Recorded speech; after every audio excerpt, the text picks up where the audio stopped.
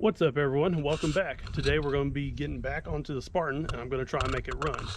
Now, I've already done a few things, like take the fan off.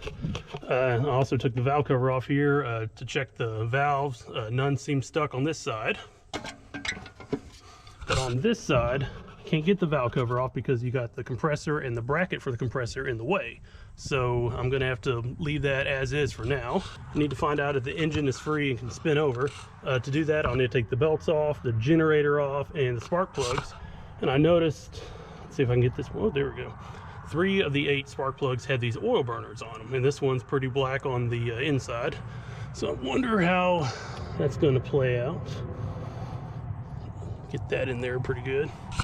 Okay, and I got a strap wrench to put around the pulley because I found out that these engines, these 348s, do not have a crank bolt at the very end. So I'm gonna have to, like I said, take the pulleys off and get in there with a 2-foot long strap wrench and try and muscle it around. And I guess I'll get started on that, and I'll show y'all how it turns out.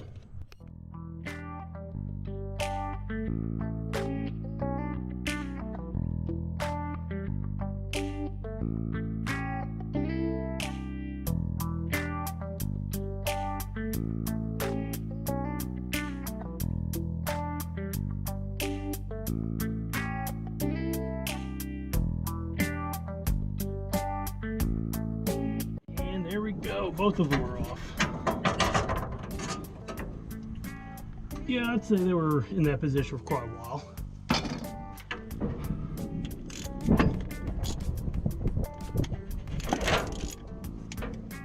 Oop. Whole thing's wanting to turn. Oh boy. I'll probably just leave like that. It's out of the way and not hurting anything.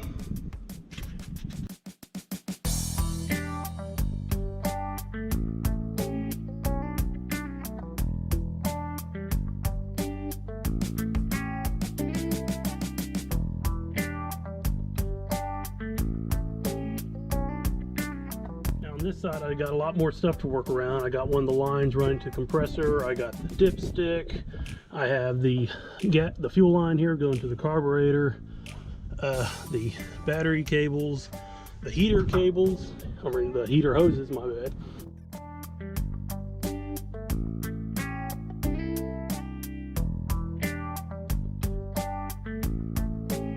Like all these spark plugs are in finger tight. Didn't put up much of a fight coming out.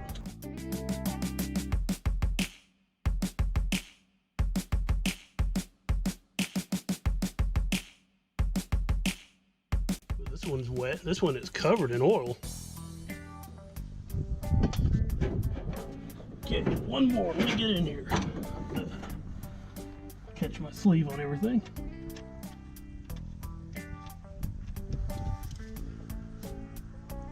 All right. For some of y'all who haven't seen this truck, let me give y'all a little once over. This is a 1959 Chevy Spartan 100. Already got the emblems taken off. I had them stashed away in the shed. It has a 348 big block, a 5-speed Spicer transmission, 2-speed rear end, 5-lug multi-piece Bud wheels, which I did find a local shop that can mess with these. So whenever I find some new tires, I'll just go ahead and reuse the rims. The bed is a Hobbs bed, has a Ramsey winch on it. The inside, pretty generic. You got all the levers for the winch. You got all kinds of different gauges that didn't come with the truck originally. Got a bird's nest of wires underneath the dash. The seat is in horrible condition. Need to redo that or just find a whole new seat entirely.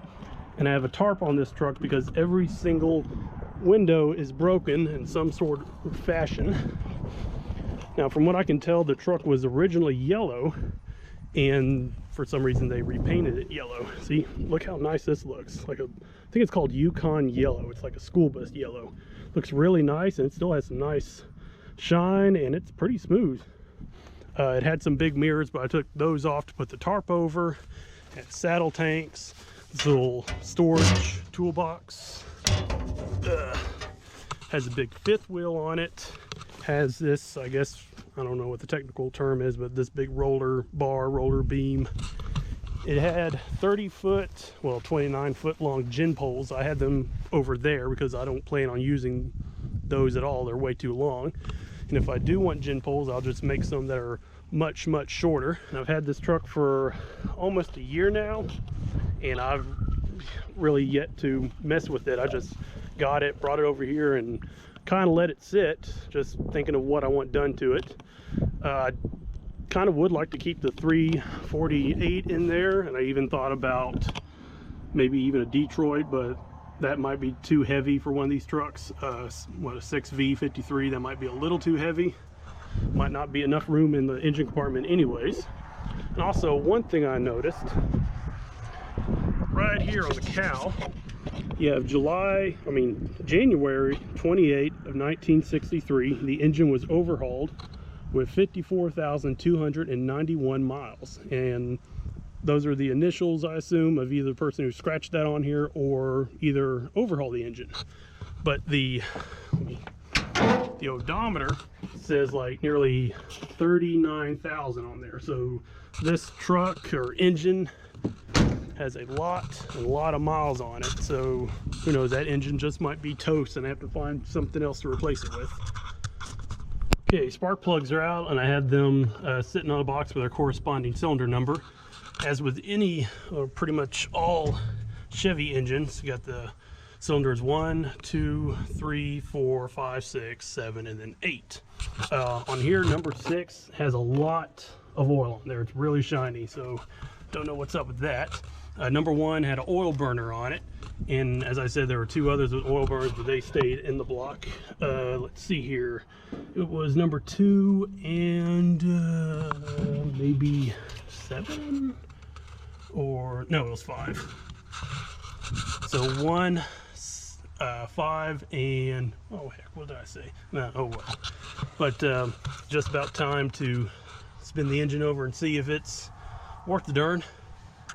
Well, it's a few hours later, and we ran into a unwanted setback. We cannot get the engine to rotate. Even when you put a pipe on the end of the strap wrench, it does not want to budge.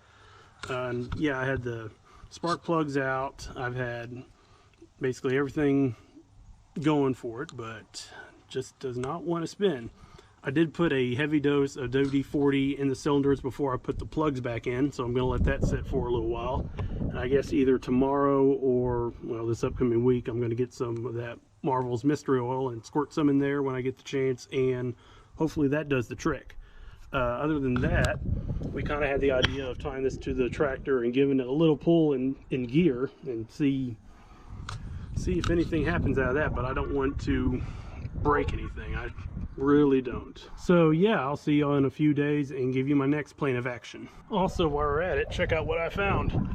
Pencil says, I guess, Yenica Construction.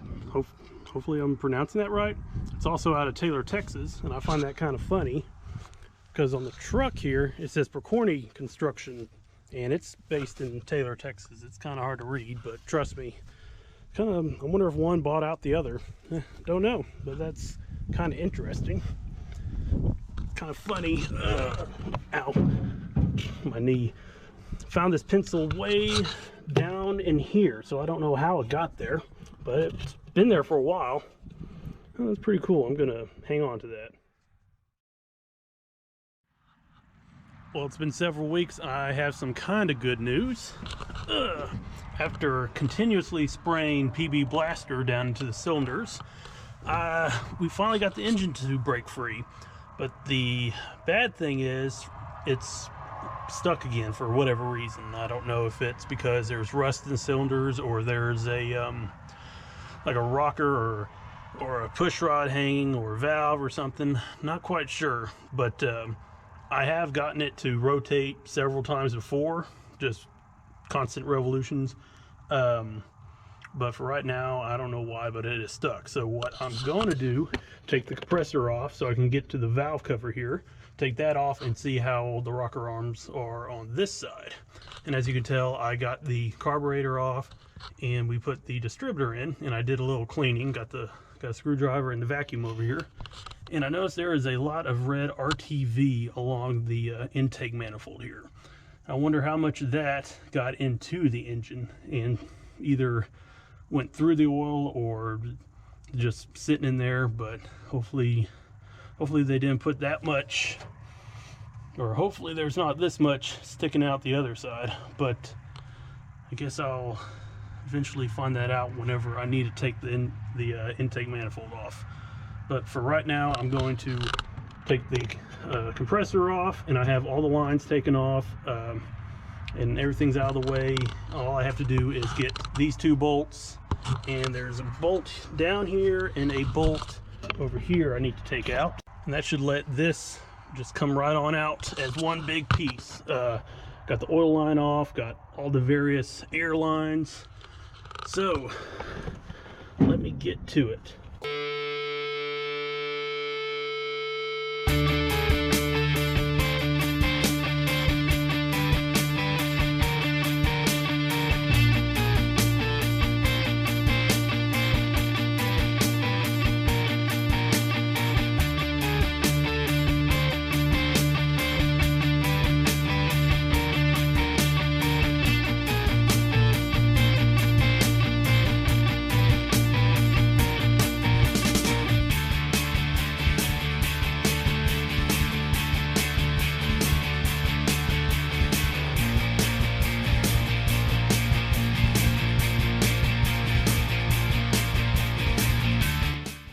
There it is.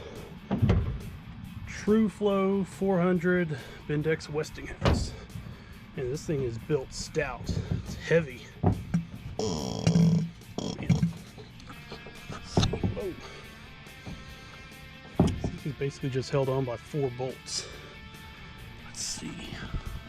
Well, the air comes out through here. I wonder where it comes in through. Man, this thing's heavy. Nothing but cast iron. Oh, okay. Well, I'll stash that away, get it out of the weather. Wow, this thing is filthy. I mean, just look at all this dirt and grease caked up, all this old nasty oil. Wow. Whoa, whoa. Oh, dirt dauber nest, of course it is. Oh my God. Oh, that's horrible. Look at all that just piled up in there.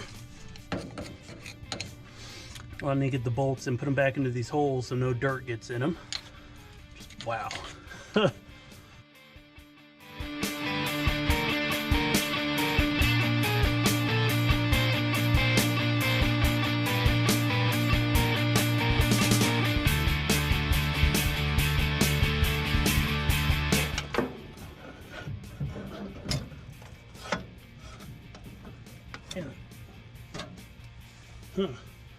Doesn't look too bad. Don't look bad at all, actually. Looks very similar to the other side. Get that out of the way. Oh, gonna need a new gasket. That one's broke. A little loose. That one's loose. Tight. Loose. Tight. Loose. Well, I don't see nothing. I don't see anything. No major issues in here. Well, put this back on.